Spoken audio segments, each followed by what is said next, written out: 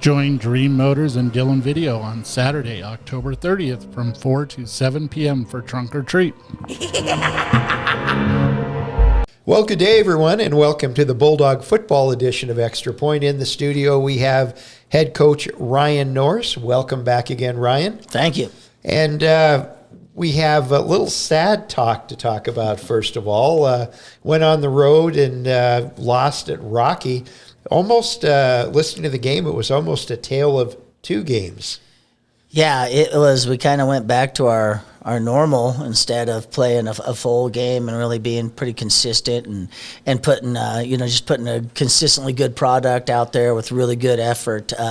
We really went the other way. It was, so it was disappointing to come out with a loss, but with the way we played and that, we really didn't deserve a victory. We still had a chance at one, but it wasn't what you would think would be well deserved. Was it mistakes or just not executing your game plan? I think it was both. There were a lot of mistakes. The thing we went through with the offensive players, and then in the post game and that, we had 35 plays in the first half, and on 21 of those plays, 2 or more people made an impactful mistake, not a I just got beat because that guy was good type of mistake, but just a glaring mistake that you can control. And the players understood that, and we're just working hard on, as coaches, finding more ways that we can do better to get them to feel more prepared so they can go out and play full speed, confident, and put a game together. Well, let's go into the Bulldog locker room on Monday. You talked about the mistakes you made, the non-execution in certain instances.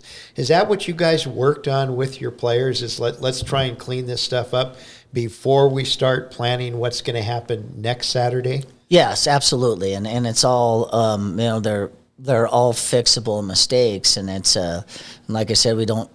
Whether it's a focus issue, whether it's a preparation issue, we're working on those things to make sure that we can move forward and be able to have more success. Mistakes will come, but you can't have mistakes on 60% of your plays, whether it's offense, defense, special teams. Our special teams played well. That would be the one spot in the entire game where I'd say we would probably beat them as in the special teams game, but in the other two areas, it wasn't close. Well, Mick Delaney once told me that everything starts at special teams. I mean, that's basically, the ebb and flow of a drive, the ebb and flow of a defensive stand. It's all special teams.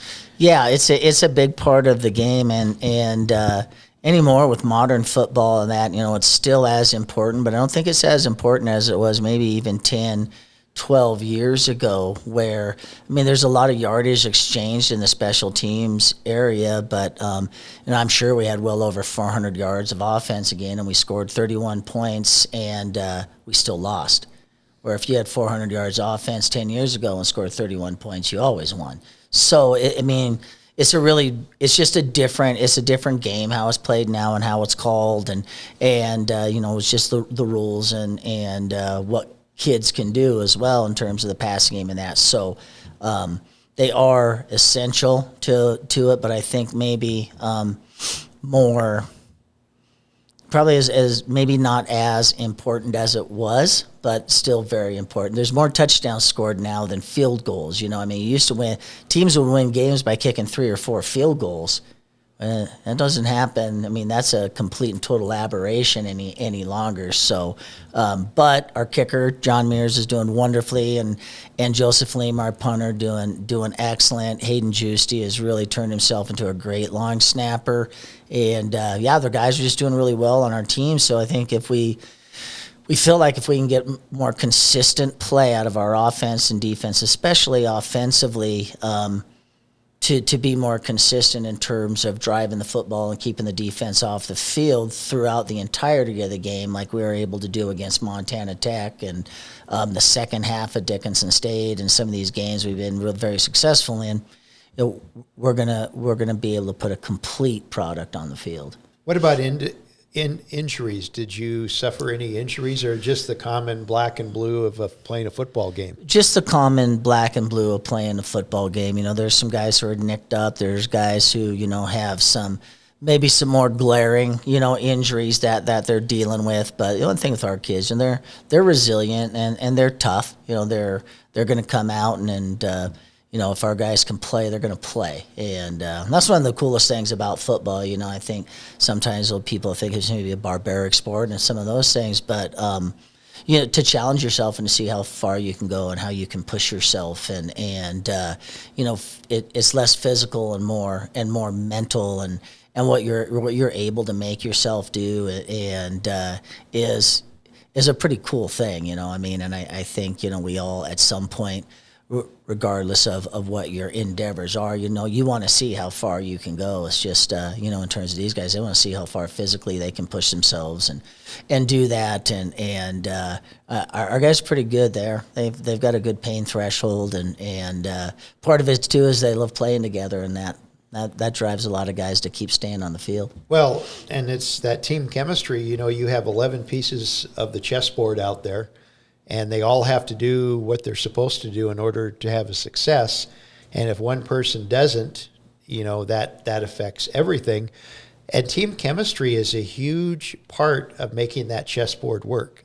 There's no question. And I think football is the greatest team sport in that way. It's hard for very few teams have one guy who's going to impact the game so fully that three guys can make a mistake and you can still have success. It doesn't work that way very often, and that's one of the great things about it. And I think our team chemistry is good. It's waned a little bit.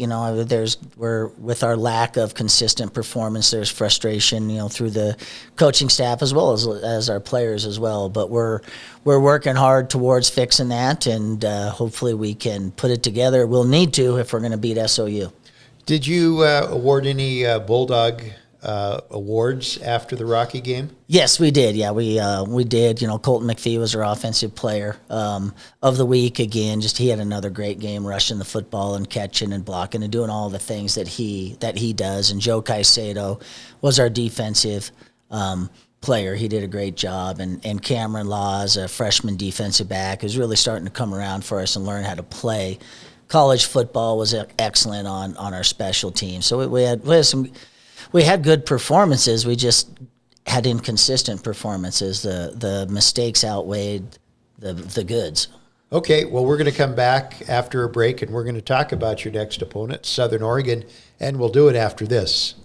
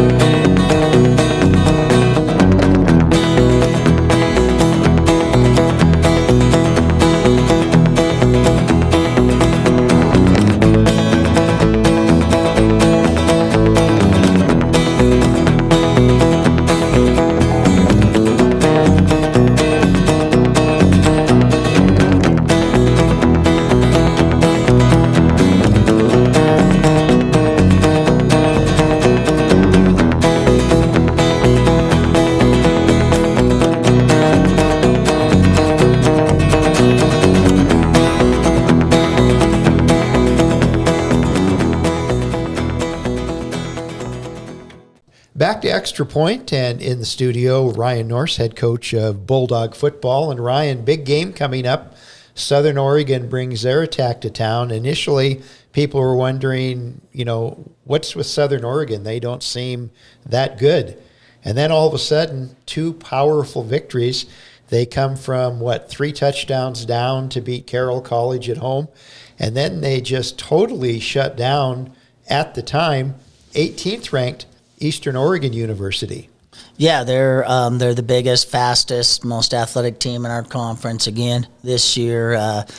Obviously, they started a little slow on the season, and sometimes you start slow in seasons. I think this was a different one for them. They were in the same boat as we were in terms of the spring and moving things through. They had a lot of new players, a lot of they're starting to hit their stride now. It's going to be a big challenge for us. They do. What they do is to throw the ball, and we're weak in pass coverage, and they do a good job of. They just do a good job all the way. They're a well-rounded defense, very strong on the defensive line. Nobody's really done anything that's been detrimental to our run game or really offensively. We've kind of all done it to ourselves, but Rocky, maybe just because of how hard their defensive ends played, that put a real damper on our run game early. Well, when Rocky comes into the game and they were nationally ranked and they've dropped out of the rankings, and then the Bulldogs come in ranked 20th, is that a little mental incentive maybe for Rocky, or is that not? I don't know. I've never understood what drove Southern Oregon.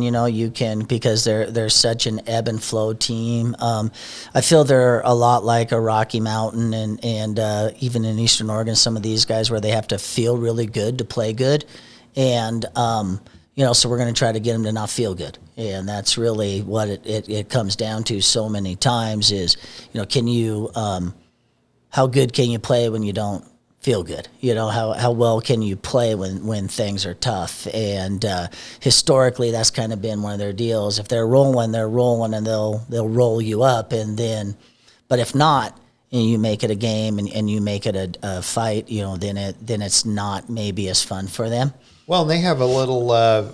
I'm sure you've met Jerome Sowers before. Sure. With all his coaching at Northern Arizona, and he's in that coaching network that you belong to, with Bob Beers and Mick Delaney and all those guys. They brought him in, and now he's their defensive coordinator. Is there marked improvement because of that, just because of his experience? Or is it once again, we're playing chess, you've got the pieces on the board, you need someone to put them in the right place? Yeah, I feel like they're improved. I think especially their D-line play. Their D-line play has always been good, but it's very good now. But in general, schematically, the defense is very similar to what they'd had before, and they play hard and they do a good job, and they bend but don't break. They don't take big risks. They don't do silly things. So you've really got to earn it against them, and that's really my style of defense as well as you make people earn what they get all the way up and down the field, the entirety of the game, and see if they're willing to do that or not. And that was really Carroll's mistake against them. Carroll was taking everything they gave them and doing a great job until the fourth quarter, and then they went and they went a little off the rails in terms of the planning and the play that was working during the game, and that's what allowed SOU to come back in the game. They started making mistakes, throwing balls that weren't necessary to throw, stopped running the football, and then SOU's explosive offense was able to come back. Well, and so Coach Good, your defensive coordinator, Rob's probably scratching his head to try and come up with a formula to stop that passing attack. As you said, you've been a little weak in that defensive backfield section, so I'm sure that he's got his linebackers and D linemen with maybe a little bit different look, just to give the quarterback a little more pressure. Yeah, I think it's a different, little different look this week, a little different coverage look, maybe a little bit more diverse than we have been on the season, and I think that'll help as well. And then they're a team that you need to be consistent. You need to make them drive the football down the field, because they have not been strong running the football, and make them consistently make plays up and down the field and to stay mistake-free. If you can do that, I think you got a shot, but you cut any of their guys loose and it's over. Well, and the weather looks pretty good. Yeah, I think it does. Yeah, it's supposed to be 50s. Yep, partly cloudy, no chance of rain, partly cloudy. And we have to remind everybody it's a noon kickoff, Yeah, not a 12 1 to 7, o'clock. And also, we want to remind everybody, too, about the Booster Bash, which starts at 5:30 up at the Celts Arena. Great fundraising opportunity for Bulldog Athletics. Absolutely, and it's always a great time too. You know, I mean, I was listing off a bunch of my friends and their families who are coming back for the day for the game and going to stay over for the bash and come spend some money and enjoy some time. Catching up with old friends and seeing, what the things that are going on at Western. So yeah, if you get a chance to come up, it's a great time. You'll see a lot of people, see a lot of old Bulldogs coming around, and then have a chance to meet some of our new guys too, and that's always pretty rewarding. Real quick before we close today, how's recruiting? I'm sure you're hitting the high school trail and seeing what's available close at hand in Montana high schools.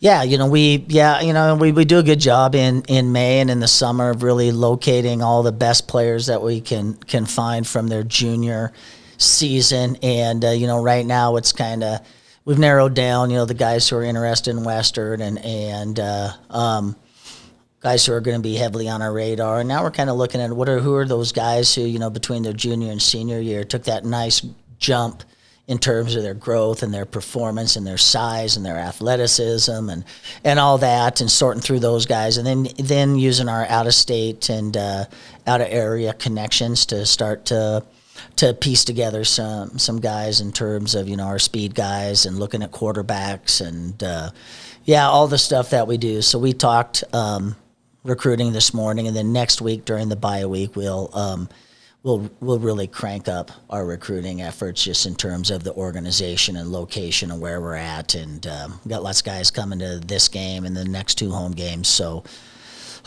I believe we'll get another good class. This last class has proven to be very strong, really high character guys, good academics. So we're going to try to push through and do the same thing in this next class. Okay. Well, I think that's going to do it for today. Once again, Ryan, thanks for stopping in and talking Bulldog football. Good luck on Saturday. We'll see you on the sidelines. Appreciate it. And we'll be back next time on Extra Point.